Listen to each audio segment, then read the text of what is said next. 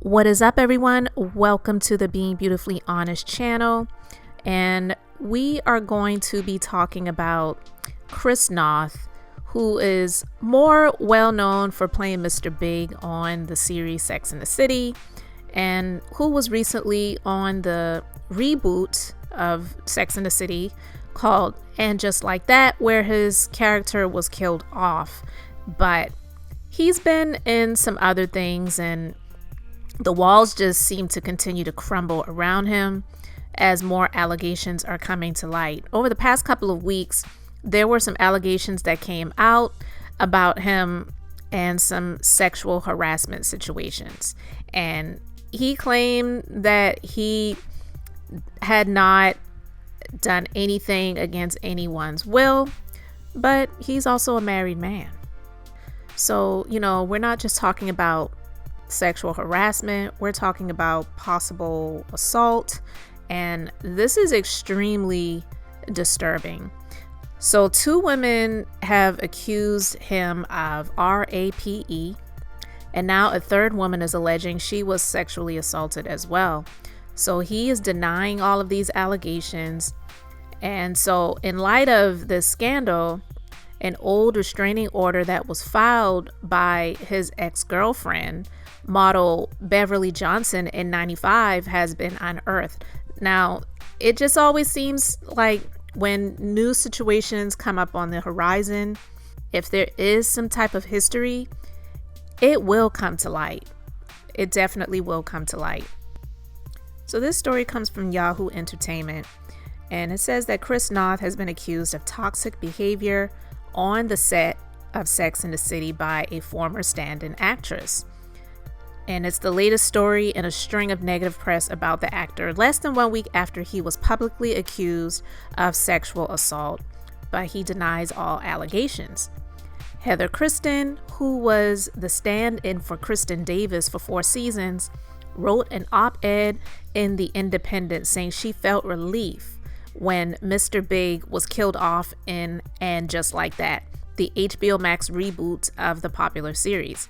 I remember his toxic behavior all too vividly, she alleges of Noth, while also calling the atmosphere on the set of Sex and the City toxic. Kristen first wrote a piece for The Independent in February 2021, in which she detailed how an alpha male character made lewd comments about the stand-in for Cynthia Nixon, but didn't name the person. Now she's claiming that that person was indeed Noth. Chris Noth pointed to another stand-in and said, "I want that one tied up, gagged, and brought to my trailer. When he got near me, I balled up my fists, squared my shoulders, and said, 'This is my and her space.' He backed up, dramatically put his hands up in the air and said, 'Whoa there, little lady.' He didn't even know my name," Kristen writes. "I clenched my jaw and didn't respond. The crew laughed, but I had had enough. I finally stood up for myself and for the other stand-in." A spokesperson tells Yahoo Entertainment that Noth denies these allegations and notes there's never been a single complaint or report about him acting inappropriately on the set of Sex and the City. He appeared in 41 episodes from '98 to 2004, according to IMDb, and starred in both films. 2 women have accused Noth of rape, and a 3rd woman alleges she was sexually assaulted. Noth categorically denies the allegations. So in light of the scandal, the old restraining order that we just referenced has come to light that was filed by Beverly Johnson. Johnson dated Noth from '90 to '95. The couple's tumultuous relationship was tabloid fodder, as she was also accused of abusing the actor. The judge approved Johnson's temporary restraining order, which was modified into a mutual restraining order later that year. It lasted until 2017. Neither party shall make any derogatory statements about the other of any nature or description to another person or entity, not encourage or participate in any party making any such derogatory comments about the other to any third person or entity, the judge declared in the order, which has been viewed by Yahoo Entertainment. They were ordered to stay at least 500 yards away from the other. So right now, at this point, because of the allegations that have come out, pretty much everything that he has done over his very long career is being scrutinized right now.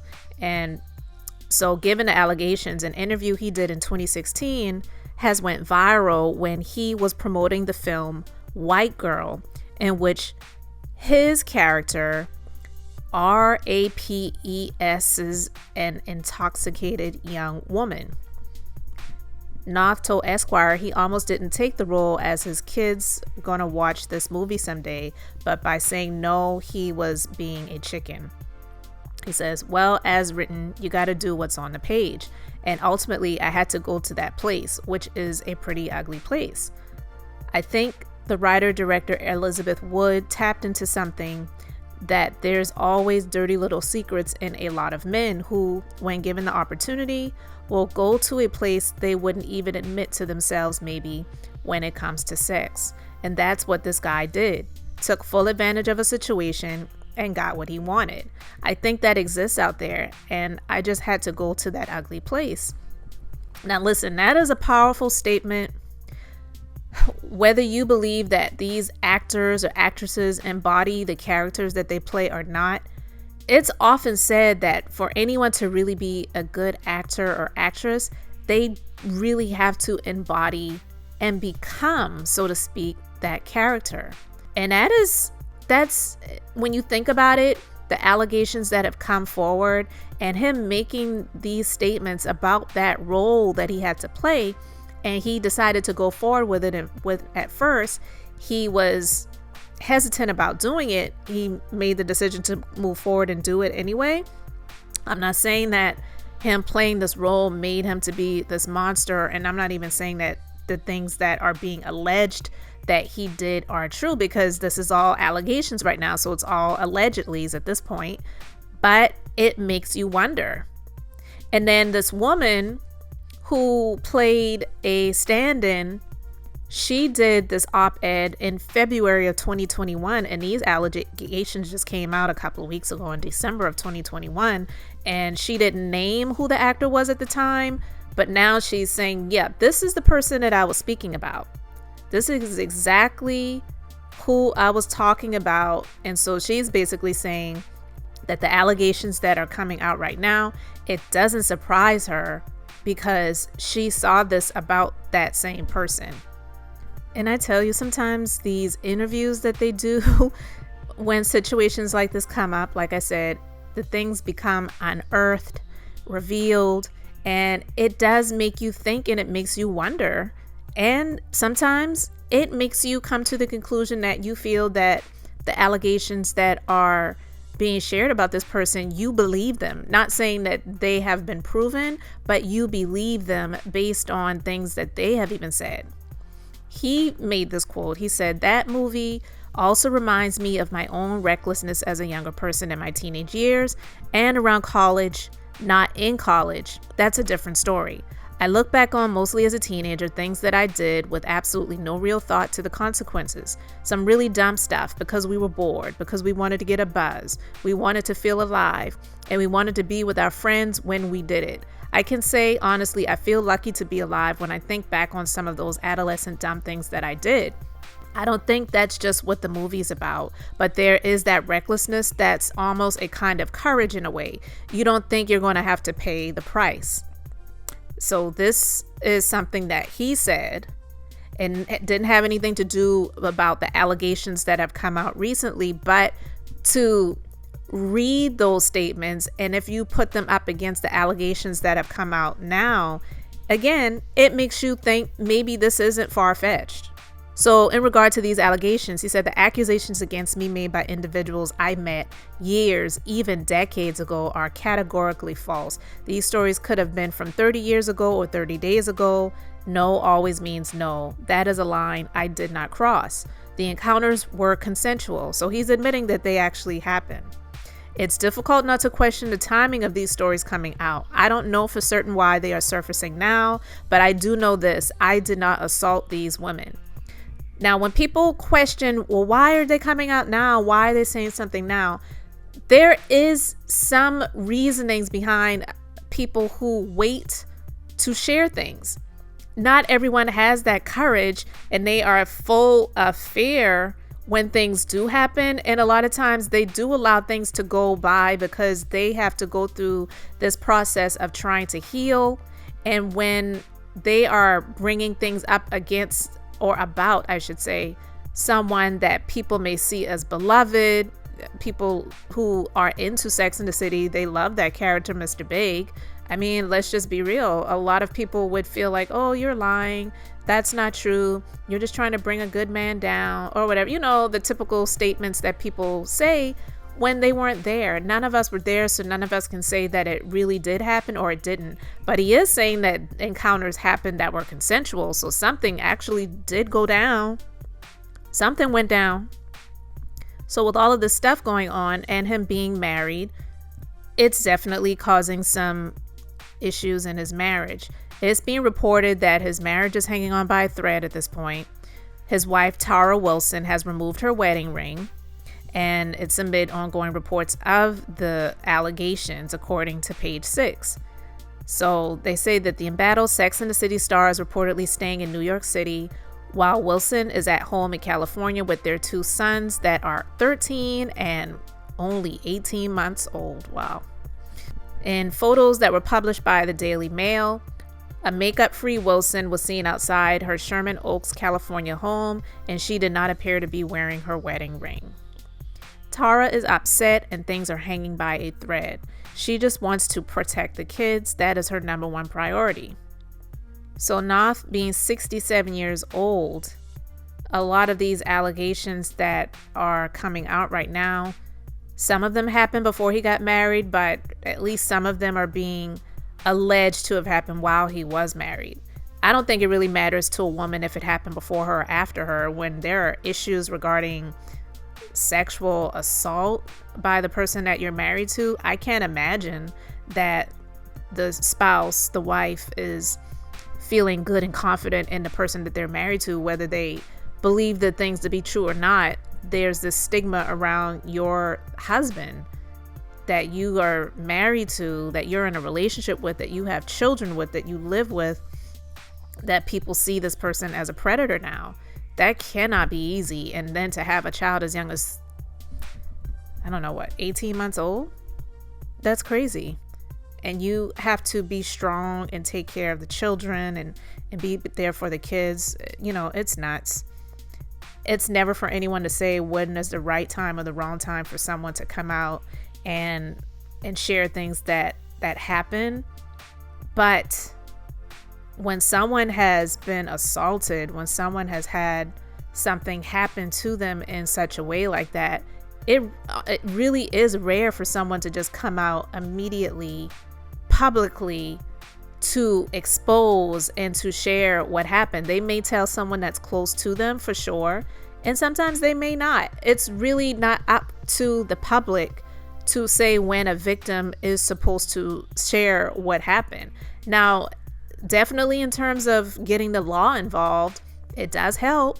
We know that it does help when it is reported immediately and they are allowed to investigate and do the things that they need to do as soon as it possibly can be investigated for the sake of you getting the justice that you're looking for.